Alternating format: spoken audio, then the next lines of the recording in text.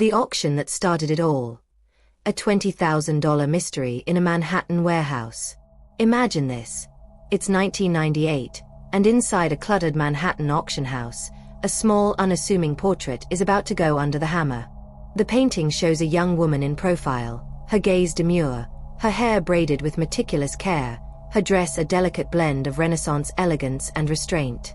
The auction catalogue lists it as a 19th-century German work, young girl in profile in Renaissance dress. Bidding starts at a few $1,000s. A dealer named Kate Gans buys it for $21,850, hangs it in her New York apartment, and thinks nothing of it, until a knock on her door changes everything. Enter Dr. Martin Kemp, an Oxford art historian and one of the world's foremost Leonardo da Vinci experts. He'd seen a photo of the painting in an auction catalogue and couldn't shake the feeling that this wasn't just another imitation. The softness of the lips, the subtle sfumato blending of the skin, the hauntingly familiar gaze. It all screamed Leonardo. But how? The art world had long believed that every surviving Leonardo painting was accounted for. Yet here, in a New York living room, Kemp was staring at what he believed could be a lost masterpiece. The painting, now dubbed La Bella Principessa, the beautiful princess, sparked a firestorm. Was this really a Leonardo, hidden in plain sight for centuries? Or was it an elaborate hoax? To answer that, we need to rewind, way back to 15th century Italy. Leonardo da Vinci was in his 30s, working for the powerful Sforza family in Milan. He wasn't yet the mythic figure we know today. He was a rising star, juggling commissions for portraits, sculptures, and even festival costumes. Here's where the plot thickens. In 1496, Ludovico Sforza, the Duke of Milan, married off his illegitimate daughter, Bianca Giovanna Sforza, to a military commander. Tragically, Bianca died just months later at age 14, possibly poisoned. Some scholars believe La Bella Principessa is her posthumous portrait, a mourning piece commissioned by her grieving father. If true, this painting isn't just a masterpiece, it's a ghost story. But proof is slippery. The work isn't on canvas or wood but on vellum, fine animal skin typically used for manuscripts. That's bizarre for a standalone portrait. Unless, Kemp argues, it was ripped from a book. In 2010, researchers discovered that the vellum's texture and stitching holes matched a page missing from a rare 1496 volume called the Warsaw Sforziad, a lavish chronicle of the Sforza dynasty. Was Bianca's portrait meant to commemorate her marriage and death within the family's own history? Skeptics weren't convinced. "It's too pretty to be real," sniffed one critic. Others pointed to the lack of provenance. No records of the painting existed before the 20th century. But Kemp and his team had a trump card: science. And what they found would turn the art world upside down. The fingerprint in the paint, forensic clues and left-handed secrets. Let's get technical. In 2009, La Bella Principessa underwent a battery of tests: infrared imaging, pigment analysis, even fingerprint scanning. Here's where things get juicy. The painting's pigments matched those Leonardo used: black chalk underpainting, earth tones mixed with walnut oil, and a unique white lead highlight. But the smoking gun: a fingerprint on the vellum's upper left corner. Forensic analyst Peter Paul Biro compared it to a fingerprint on Leonardo's lady with an ermine. The result: a partial match. Both showed a loop and whirl pattern consistent with Da Vinci's left-handed technique. Critics howled. Partial matches aren't conclusive, but the evidence kept piling up. The portrait's hatching, the parallel lines used for shading, were drawn left-handed, a trademark of Leonardo's style. Even the corrections in the underdrawing mirrored his habit of reworking compositions on the fly. Then came the bombshell from multispectral imaging. Hidden beneath the surface, researchers found a tiny silver pin piercing the woman's hair, a ferriniere necklace, a symbol of purity worn by Italian noblewomen. Leonardo included similar details in his lady with an ermine and Ginevra de' Benci. But here's the kicker: the pin's placement was identical to a sketch in one of Leonardo's notebooks, now housed in the Codex Atlanticus. Coincidence? Not so fast, said the skeptics. The National Gallery in London dismissed the painting as a charming pastiche, attributing it to a Leonardo imitator. They argued that the vellum could have been reused centuries later. And the fingerprint? Contamination from a restorer. Even Bianca Sforza's identity came under fire. Some claimed the woman resembled Leonardo's Virgin of the Rocks more than any Sforza relative.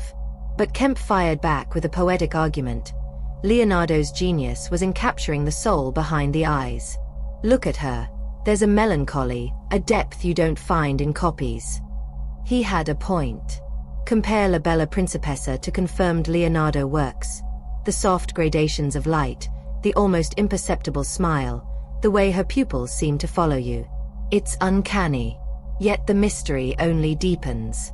If this is Leonardo's work, why was it torn from a book and lost for 500 years? And why does its discovery feel like a puzzle ripped straight from the Da Vinci Code? To solve that, we need to follow the trail of blood, betrayal, and Renaissance politics. The princess, the poison, and the paper trail. A Renaissance whodunit. Bianca Sforza's story reads like a Shakespearean tragedy. Born in 1482 to Ludovico Sforza and his mistress, she was legitimized as a political pawn. At 14, she married Galeazzo Sanseverino, Ludovico's trusted general. The wedding was lavish. The marriage lasted 4 months. Bianca died suddenly, and rumors swirled. Was it plague? A botched abortion? Or murder? Ludovico had enemies. The Sforzas were clinging to power in Milan, and Bianca's death conveniently freed Galeazzo to remarry someone more politically advantageous. If Leonardo painted her posthumously, it might explain the portrait's eerie detachment. Her face is idealized, almost saintly, a memorial, not a living subject. But here's the twist. Leonardo hated painting portraits. He once wrote that artists shouldn't bother with dead faces unless they revealed the motions of the mind. So why paint Bianca? Money? Loyalty? Or guilt? Some historians think Leonardo felt responsible for her fate. He designed the sets for her wedding festivities, a celebration that may have masked the Sforza's dark machinations. Then there's the book connection. The Warsaw Sforziad was one of 2 luxury manuscripts commissioned by Ludovico to cement his legacy. Each page was illuminated with gold leaf and bound in velvet. If Bianca's portrait was indeed a missing page, its destruction could have been deliberate. After Ludovico was overthrown in 1499, the French invaders looted his libraries.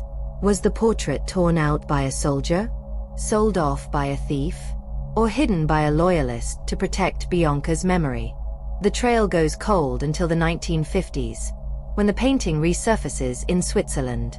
A Polish aristocrat named Karol Wojciech claims it's a Leonardo, but no one listens. It bounces around Europe, labeled German School, 19th century, until Kemp's fateful visit to Kate Ganzer's apartment. But even now, the art world remains split. In 2010, the painting was displayed in Sweden as a Leonardo. Crowds flocked. Scholars scoffed. The Louvre refused to lend any of their Leonardos for comparison. It's as if the establishment is afraid to ask, what if we've been wrong all along? AI, carbon dating, and the 21st century art detective. In 2023, a team of programmers fed high-resolution scans of La Bella Principessa into an AI trained on Leonardo's known works. The algorithm analyzed brushstrokes, shading, and composition. The verdict: a 92% match to Leonardo's style. Critics dismissed it as algorithmic guesswork, but the study went viral. Suddenly, everyone had an opinion. Meanwhile, carbon dating confirmed the vellum was from 1440 to 1650. A broad window, but compatible with Bianca's era. Even the stitching holes aligned perfectly with the Warsaw Sforziad's binding. Pascal Cotte, the French engineer who'd analyzed the Mona Lisa, used multispectral imaging to reveal hidden layers, a sketched outline of a hand, adjustments to the neckline, and, most hauntingly, a faint shadow where Bianca's shoulder dips, as if she's turning towards someone off the page. But the clincher might be something simpler: human emotion. In 2015, Psychologists conducted a study where participants viewed La Bella Principessa alongside confirmed Leonardos and imitations. The brain's emotional centers lit up most strongly for the Principessa and the Mona Lisa. As one researcher put it, great art doesn't just please the eye, it hijacks the mind. Yet doubts linger. The painting lacks the craquelure, fine cracks, of aged oil masterpieces. Proponents argue that vellum ages differently than wood. Others whisper that it's too pristine, too perfect, as if a forger anticipated every test. Which leaves us with an unanswerable question. Does it matter? If a painting moves us, challenges us, and sparks debate, does its origin define its worth? La Bella Principessa forces us to confront why we care about authorship in the first place.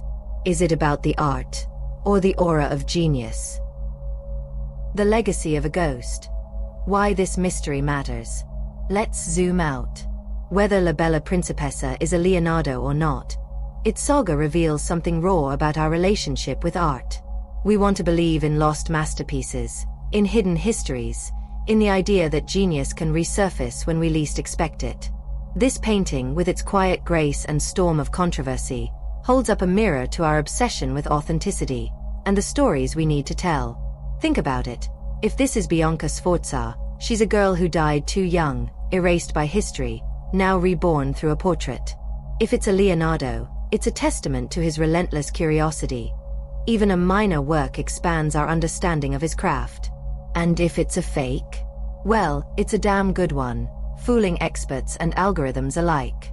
As of 2024, the painting sits in a Swiss vault, its ownership disputed. Scholars still trade barbs in academic journals. Meanwhile, the rest of us can't look away. There's a lesson here. Art isn't just about answers. It's about questions that keep us searching, arguing, and feeling. So, what's your verdict? Masterpiece or masterful forgery? Ghost story or cash grab? Stare into her eyes a little longer. Let that half smile sink in. Because in the end, the mystery is the point. If you're still here, you're as hooked as I am. Drop a comment. Do you think La Bella Principessa is the real deal?